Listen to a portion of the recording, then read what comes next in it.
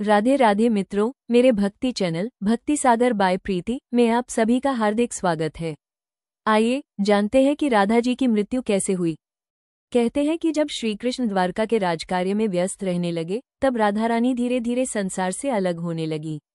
वह न तो वृंदावन की रास में थी, न किसी गोष्ठी में। उनके भीतर एक गहरा वैराग्य उतर आया था।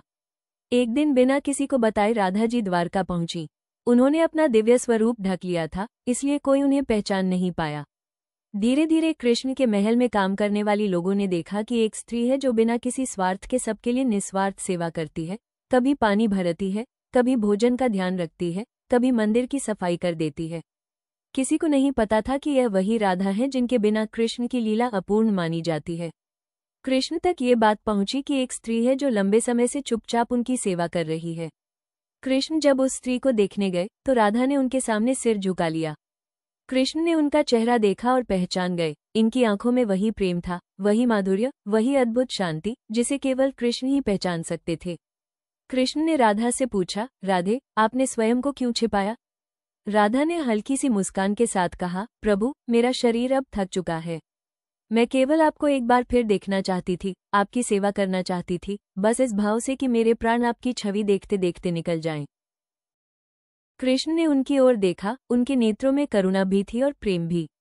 उन्होंने पूछा, राधे, बताओ तुम्हारी अंतिम इच्छा क्या है? राधा ने धीरे से कहा, बस एक बार अपनी बंसी बजाइए, वही सुर सुनकर मैं इस संसार को छोड़ देना चाहती हूँ। कृष्ण ने अपनी वंशी उठाई और उसी मधुर स्वर में बजाना शुरू किया। वही स्वर जो कभी वृंदावन की गलियों को मंत्रमुग्ध कर देता था, वही धुन जो गोपियों के हृदय में प्रेम का सागर भर देती थी, वही राग जिसे सुनकर राधा स्वयं कृष्ण में विलीन हो जाती थी।